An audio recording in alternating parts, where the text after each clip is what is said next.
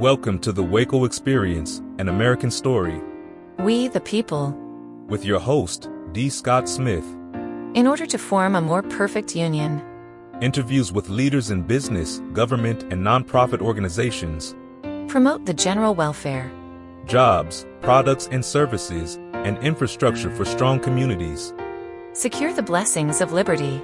The WACO Experience is an American story, a story of communities across America. It is your story. So I have one athlete who is going to shortly here be selected to attend our USA Games here in May of 2026 in Minnesota. She is so motivated and kind and everything that you would expect an elite athlete to be. In this episode of the WACO Experience, an American story, Jensen Cristales of Special Olympics here in Waco, Texas. I'm your host, D. Scott Smith. Each week, I bring you stories from leaders in business, government, and nonprofit organizations. You can learn more about this program, our sponsors, and the podcast version of this show by going to our website, thewacoexperience.com. This program is made possible by sponsors: White Bluffs Construction, Custom Building, Home Remodeling. Call Seth at 254-227-2002 and schedule White Bluffs Construction to build your patio, deck, pergola, or maybe you're ready to build that custom home. Visit their website, whitebluffsconstruction.com. Republic Laser Therapy. Emma Gaskin was facing a debilitating back injury. She was told surgery was her only option. But the truth is, there was another solution. Now, Emma's mission is to bring drug-free pain relief to those who need it most. Call Emma today at 254-433-7790. Learn more and book a complimentary consultation at republiclasertherapy.com. Ray's Automotive. Cars are complicated machines and we depend on them every day. Ray makes it easy to keep your car in top condition. When my car needed service, I called Ray. He and his team of certified technicians demonstrate Christian values in business. Call 254-495-7810 or get a quote online at fixmycarray.com. Heart of Texas TV indoor billboards.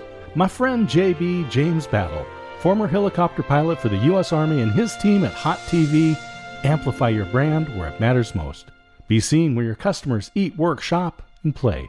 Learn more on the web at hotdigitaltv.com. Quality Cabinets. Your home is an extension of your personality. Smooth, clean, and elegant. Quality Cabinets is the perfect choice for the modern aesthetic. Visit the Design Center at 720 New Dallas Highway in Waco. Quality Cabinets are available for immediate delivery. Call 254-744-0938 and visit the website qualitycabinetstx.com.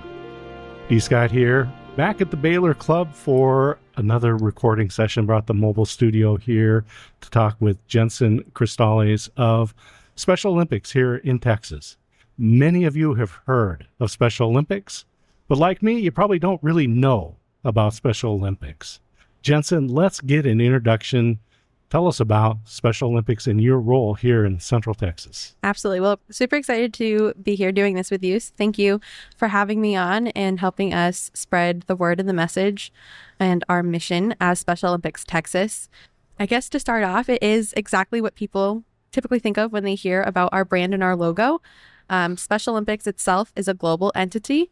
So we are nationwide, worldwide, but then we are Special Olympics Texas. So we're our own chapter, our own nonprofit within that umbrella. So everything that we do is for our Texas residents and providing opportunities for them to travel, advance to USA Games, which are coming up in 2026 here this summer, or a World Game event. We just did Winter Games in Italy this past winter. Lots of different opportunities and chances there. We provide year-round sporting events in the Olympic styles, everything that you could possibly think of, from the unconventional things you may think of, like table tennis, kayaking, pickleball is brand new, cornhole is being brought on, to traditional style sports, track and field events, basketball, soccer, the things that you would see on your TV. But not just that, we are also one of the largest healthcare providers for individuals with intellectual or developmental disabilities by connecting our athletes to local clinicians who would provide a service to them. We offer 8 different disciplines, most of the time at our very large state games, but they also are offered at different local and area level events as well when we're able to. So those include things from healthy minds, so your mental health practices, to podiatry. You can get your regular sports physical, see a dentist, have your hearing checked, your eyes checked, do some physical therapy, learn about nutrition. So we've got a wide range that we like to do. I like to say that Special Olympics dips into all aspects of life. We partner with law enforcement with our Law Enforcement Torch Run. We call it LETR for short. You will quickly learn that Special Olympics has lots of different acronyms for things. I'm going to talk a little bit more about healthcare in a moment, but first of all, how people get in touch with Special Olympics here. Absolutely. So you can reach out to me directly through email, jcristales, CRISTALES @SOTX.org. You could visit our website, which is SOTX.org, which also has my contact information on there. Our direct page, if you go to our homepage, you would look for the Area 12 Heart of Texas website. That's for the greater WACO area. And my contact information is on there. But you can also reach out to me via phone at 254-658-1302. Healthcare is something I wouldn't have expected. Let's talk a little bit more about healthcare. Yeah, absolutely. So healthcare is one of the largest, I would say, hurdles that a lot of our individuals that we serve face, whether it is getting in to see a specialist. I mean, everybody in the general population has that wait time, right, to get in with their primary care or to go see somebody. The wait lists are just getting longer and longer. So by us being able to bring providers to them, we're eliminating the hurdle of accessibility. And it's not just that it's the wait times, it's insurance, it's benefits, it's Medicaid, Medicare, and it's all at free of charge. So these practitioners are donating their time. They're coming to our events and offering all of the knowledge that they can. They bring equipment. We have equipment. It's all done in private areas where it needs to be done. So your hearing test is in a secluded, quiet area, so you can be done correctly. If you're getting your physical done, that's in a closed off area, so you have patient privacy. We still uphold all of the HIPAA rules and regulations, but it really is for us a chance to offer accessibility where it wasn't accessible before, as well as to provide an education aspect to our practitioners. We have lots of nursing schools, student doctors, OT, PT students who get involved as a chance to learn how to work with this demographic, what challenges they face that maybe you and I don't, as well as learning the stigmatization. In all, it's a set of life skills that we're able to provide our athletes and our families. Advocating for their loved one, advocating for themselves, knowing how to fuel a healthy body to be an athlete is incredibly important for everybody who competes. So that nutrition aspect and understanding, I mean, in today's day and age as well, it's really great that Healthy Minds is one of the newest disciplines that we brought in, and understanding that mental health affects every individual, and it's not just because they have a diagnosis or a disability that's already on their chart, that means they can't experience mental health. So especially with the climate of sports and the sports industry and what we see, it's really important that we're able to provide these things, and we do it at no cost. So it's really great. We service thousands of athletes at our sports and our statewide games. So the individuals and families that are thinking, we can get involved with this, SOTX.org is the way to find you on the web. Absolutely. So let's talk about the athletes themselves. When we had our conversation earlier, the thing that really surprised me was the age range. Absolutely. That you cover. It is not just, I'll say, the Olympic aged athletes. Absolutely. We service the full lifespan. So we have programs for young athletes that starts as early as preschool age, pre-K, so 3 or 4. And that goes, you can be enrolled in that to you're about 7 and a half. And that's just learning the fundamentals of how to play sports, throwing, catching, kicking, dribbling. Then it's curriculum based. So it really is designated and designed to work for youth groups, rec leagues, schools who want to incorporate it in their gym classes, adaptive PE, general PE, those programs to prepare them to become athletes or unified partners when they turn 8, 7 and a half, depending on when their birthday is. And then you transition to our regular sports programs. I currently have one active athlete. My oldest, I believe, is 72 now, and they do it to keep their mind and their body active. They play bocce ball, which is pretty low physical demand. They really enjoy doing bowling. Bowling is the largest most popular sport in the state of Texas, believe it or not. And it's a chance for them to continue to socialize. For those who are aging athletes or whose health may be declining cognitively or physically, we have another program that we call fundamental sports. It's not just for our older athletes, but it's for anybody who needs that extra step of adaptability. They can compete in just about any sport that we offer using switches, buttons, any other type of adaptive material that we may need. And we really cater it to their level of competitiveness or their level of ability to kind of just be part of our program. We really are all about everybody, every stage of life, at any level of ability. We really try to incorporate our unified partners in all parts of our program as well. So a unified partner is an individual who does not have a diagnosis of an intellectual or developmental disability. So it's no different than joining your local rec team as an adult, or playing on your varsity sports team in high school, or doing t-ball as a kid. And that's really our goal, not just providing year-round sports and offering access to where access wasn't before, but it's to increase the quality of life for our individuals and their family units. Jensen, you're coming up on 3 years in your leadership role here with Special Olympics in Texas. You've seen lots of athletes go through. Yes. Tell us, what does it mean for those individuals to compete? Yeah, it's incredible to watch, first of all. Anybody that comes to volunteer with us, I always tell them that you're getting more than just your service hours on a piece of paper that you sign off on, or that your youth group signs up for, or your church service is doing. It is a chance to see another human being doing what they love and flourishing. Because at the end of the day, the people that come to us to play, that's all that they're doing. So they're just being another person in society, another person in humanity that is doing something that they love.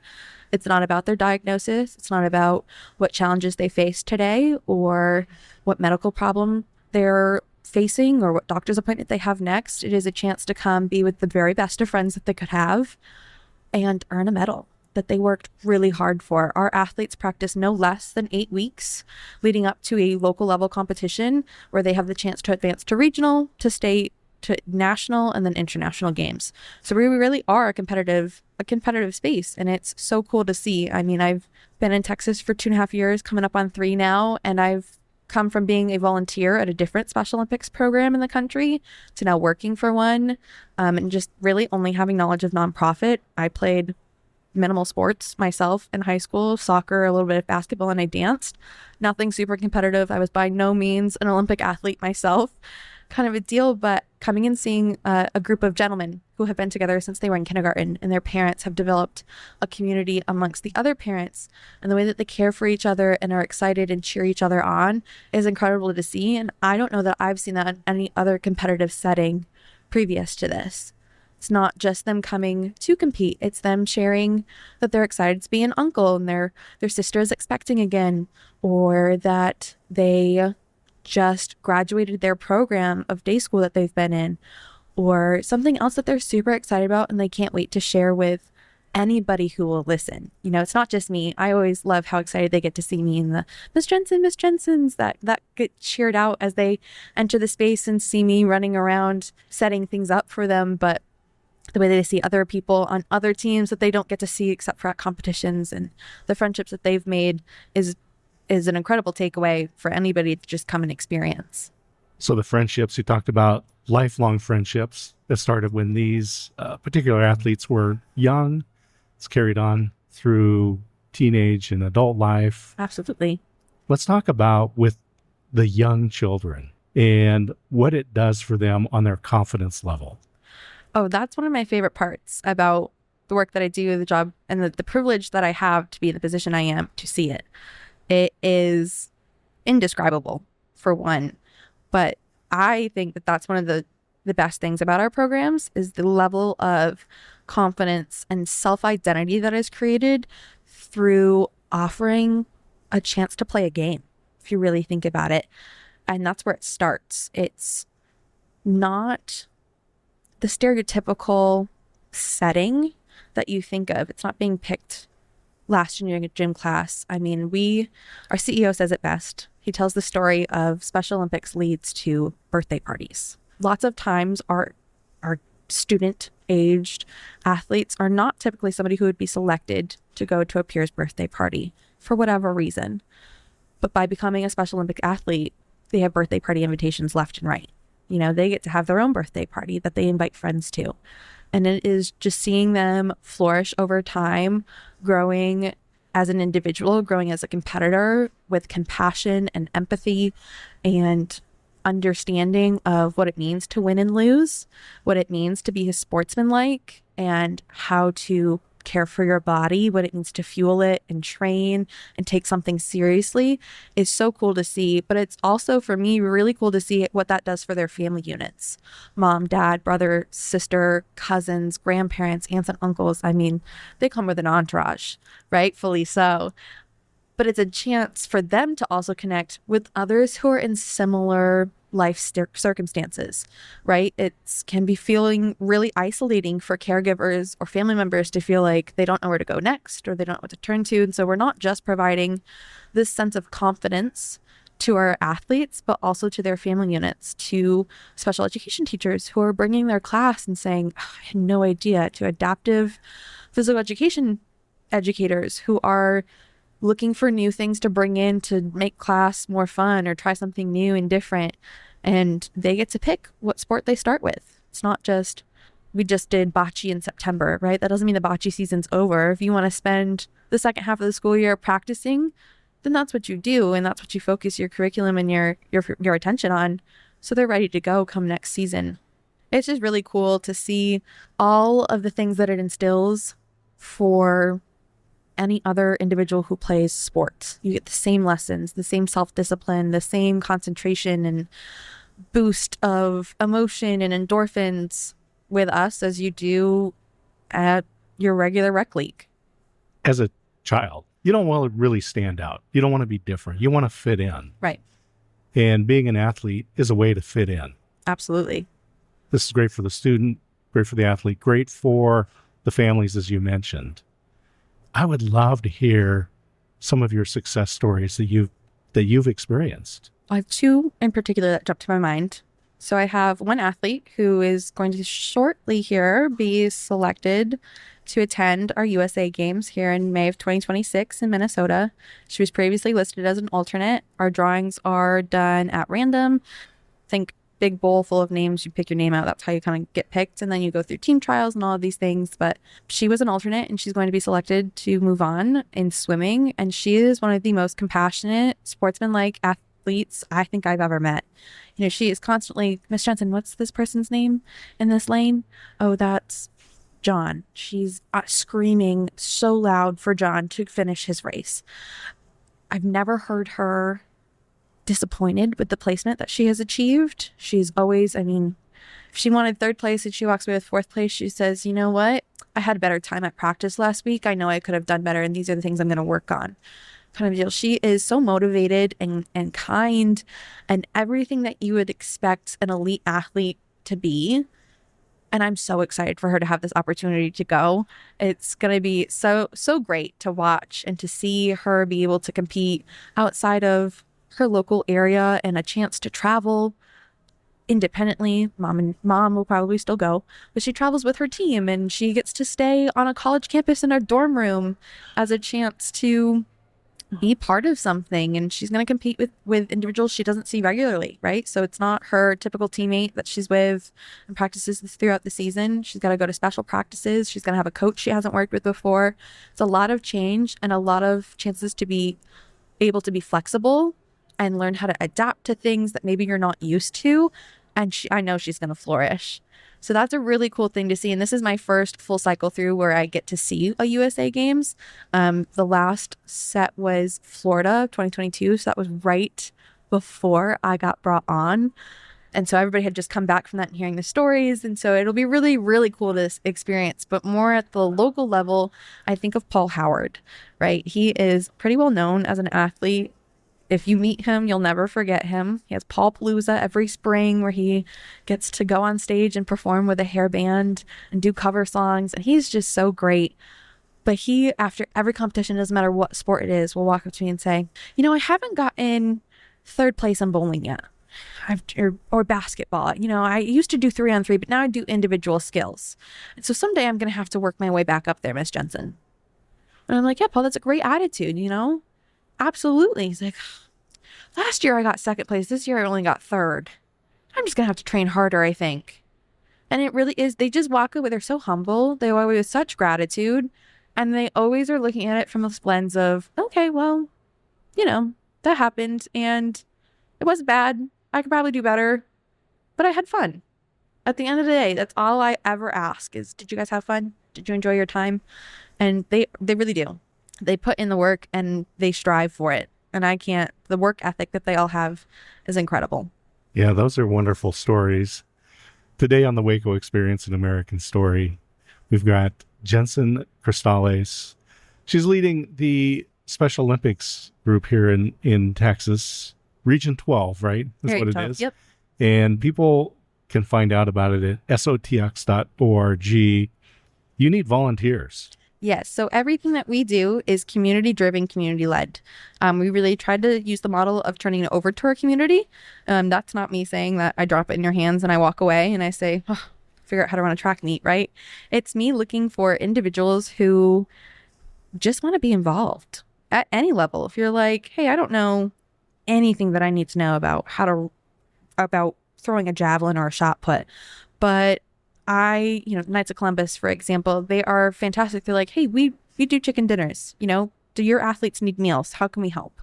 And they'll do lunches for my athletes. And that's a fantastic way to be involved and a need that needs to be met. But at the end of the day, everything that I do is volunteer based. And so if I don't have volunteers, it is incredibly hard to provide these athletes who work tremendously hard at their craft to provide them a chance to compete. I'm always appreciative for those who want to make monetary or physical donations of items to us, but I would always encourage you to also take a look to see how much of your time can you donate.